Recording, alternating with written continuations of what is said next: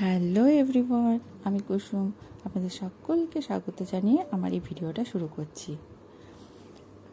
এই ভিডিও ছিল শ্রাবণ মাসের সোমবারে আমরা সবাই পুজো দিতে যাচ্ছি। আর আমরা যে জায়গাটায় পুজো দিতে যাচ্ছি সেখানে আমি আজ থেকে প্রায় 10 বছর আগে গিয়েছিলাম, ঠিক আমার বিয়ের পর। আর এখন এত দিন পর 10 বছর পর আবার সেই জায়গায় যাচ্ছি পুজো দিতে।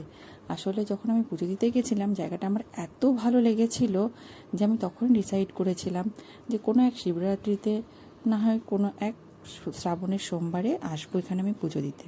কিন্তু এতদিন আর হয়ে ওঠেনি, তাই এইবার ডিসাইড করেছিলাম যে যাবই যাব। তাই চলে গেছিলাম আমরাও রেডি হয়ে।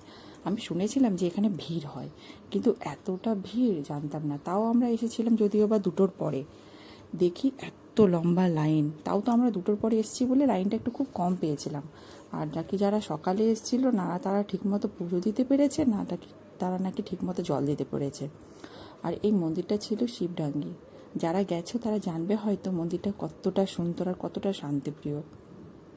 আমরাও লাইনে দাঁড়িয়ে প্রায় 2 ঘন্টা পর আমরা ঢুকেছি পুজো দিতে। আর আমরা যেহেতু সবার লাস্টে ছিলাম সেই কারণে আমরা খুব শান্তি মতো করে পুজো দিয়েছি। আর পুজো দেওয়ার পর আমি একটু ভিডিও করে নিয়েছি।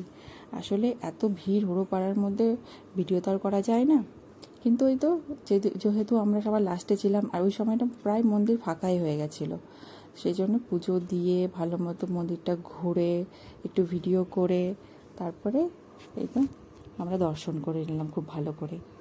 আসলে এই মন্দিরটা না অনেক পুরনো। আর শোনা যায়, সবাই বলে, জানি না, যে এই শিবলিঙ্গটা নাকি ধীরে ধীরে বড় হচ্ছে। তো এই জন্য আমার খুব খুব খুব এখানে আসার ইচ্ছে ছিল পুজো দেওয়ার এরকম। তো পুজো টুজো দিয়ে আমরা বাইরে বেরিয়ে পড়লাম। আর সকাল থেকে সারাদিন আজকে না খেয়েছিলাম যেহেতু উপোস করে, তাই বাইরে বেরিয়ে একটা শরবতের দোকান পেয়েছিলাম, সেখানে একটু শরবত খেয়ে নিয়েছিলাম। আর শরবতটা এতটা ভালো ছিল, লেবু ছিল আর কোথায় জল জিরে ছিল, মানে এত ভালো লাগছিল ঠান্ডা ঠান্ডা। দেখো এই রাস্তাটাই আমরা যখন এসছিলাম সকালে কতটা ভিড় ছিল, আর এখন যখন যাবার পালা তখন পুরো প্রায় খালি রাস্তা। আমরা তো না খেয়ে এসেছিলাম, আমি তো আজকে খাবো না।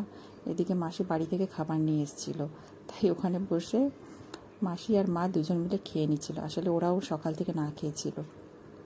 আমি তো খাবো না ভাত, তাই আমি এখানে রাস্তার ধারে বসে, ওরা ওখানে খাচ্ছে আর আমি এখানে গাড়িতে বসে বসে প্রসাদ খাচ্ছিলাম। প্রসাদ মানে কি, ওই এই লাড্ডুটা। ব্যাস এইভাবেই আমাদের দিনটা শেষ হলো। আর সত্যি বলতে এই দিনটা আমাদের খুব ভালো কেটেছে।